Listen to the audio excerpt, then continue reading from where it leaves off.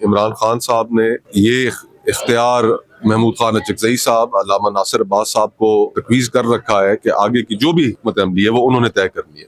ہڑتال کی ہم نے کال دی ہے۔ اس دن ہم تمام پاکستان کے شہریوں سے یہ اپیل کرتے ہیں کہ 8 فروری کو آپ کا حق چھینا گیا، اور آپ سے ہم یہ توقع کر رہے ہیں کہ آپ اپنے گھروں میں اس دن رہ کر اس ہڑتال کا حصہ بن کر، اس ٹریڈرز، ٹیکسی چلانے والے، رکشہ چلانے والے، کاروباری افراد، وہ سب اپنے کاروبار بند رکھیں گے اور گھروں میں رہیں۔ ہم کوئی اپنے لیے کسی قیدی کے لیے، کسی اپوزیشن کے فرد کے لیے کوئی ریلیف نہیں چاہتے۔ ہم چاہتے ہیں ملک کے مسائل طے، خدا کرے ہم یہ حل کرنے میں کامیاب ہو جائیں، ورنہ اس ملک میں کافی خون خرابہ ہوگا۔ السلام علیکم، آپ دیکھ رہے ہیں ٹی وی ٹوڈے اور میں ہوں آپ کا میزبان راحیل معاویہ۔ مصطفیٰ نواز کھوکھر صاحب ہمارے ساتھ موجود ہیں، تحریک تحفظ آئین پاکستان کے مرکزی رہنما ہیں۔ سر، 8 فروری کی تیاریاں کر رہی ہے پاکستان تحریک انصاف، تو کیا یہ تحریک تحفظ آئین پاکستان بھی اس حوالے سے کوئی پلان کر رہی ہے؟ کیا کرنے جا رہے ہیں؟ دیکھیں، کال تو بنیادی طور پر تحریک تحفظ آئین پاکستان نے ہی دی۔ عمران خان صاحب نے یہ اختیار محمود خان اچکزئی صاحب، علامہ ناصر عباس صاحب کو تجویز کر رکھا ہے کہ آگے کی جو بھی حکمت عملی ہے وہ انہوں نے طے کرنی ہے۔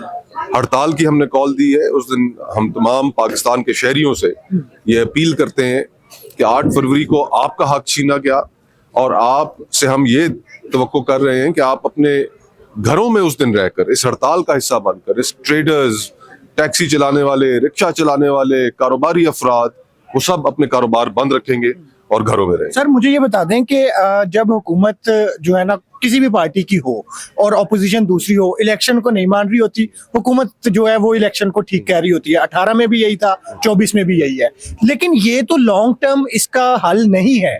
تو پھر کیوں نہیں حکومت اور اپوزیشن کو آپ لوگ جو ہے نا وہ کہیں بٹھانے کی کوشش کرتے اور ایک نیا مساق معیشت اور نیا مساق جمہوریت جو ہے نا وہ کروانے کی کوشش کرتے؟ دیکھیں، ہماری تو یہ خواہش ہے کہ ہم حکومت کے ساتھ ڈائلاگ کریں، اور اس ڈائلاگ کی ہم نے رضامندی کا اظہار بھی کیا ہے وزیر اعظم صاحب کی آفر کے جواب میں، اور اس میں ہم نے ان بڑے ایشوز پہ ہی بات کرنے کی رضامندی کا اظہار کیا ہے۔ ہم کوئی اپنے لیے کسی قیدی کے لیے، کسی اپوزیشن کے فرد کے لیے کوئی ریلیف نہیں چاہتے۔ ہم چاہتے ہیں ملک کے مسائل طے ہوں، اور وہ بڑی کانورسیشن جو اس وقت اس ملک کے لوگوں کی ضرورت ہے، وہ ایک نئے میثاق کی جانب ہمیں بڑھنا پڑے گا۔ آپ کو لگ رہا ہے کہ 2029 کے الیکشن سے پہلے یہ مسئلہ تو کم از کم حل ہو جائے گا کہ 2029 کا الیکشن متنازع نہیں ہوگا؟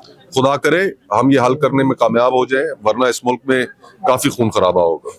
اچھا سر، مجھے یہ بھی بتا دیں کہ عمران خان صاحب کی رہائی کے حوالے سے آپ کہہ رہے ہیں تحریک تحفظ آئین پاکستان والے ہماری ڈیمانڈ رہی ہیں، جبکہ پاکستان تحریک انصاف تو اس سے آگے کی کوئی بات ہی نہیں کر رہی۔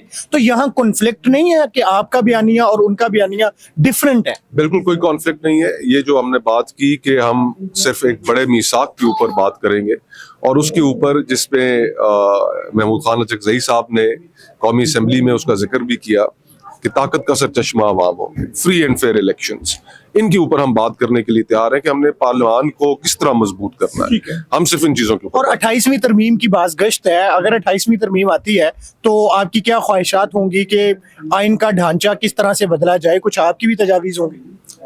اس وقت ملک کو الیکشنز کی ضرورت ہے۔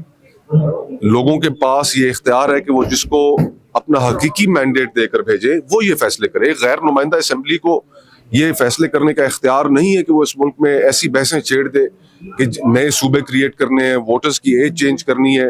جو 26ویں اور 27ویں آئینی ترامیم بھی کی گئی، ان کی بھی کوئی اخلاقی حیثیت نہیں۔ بہت شکریہ، تھینک یو۔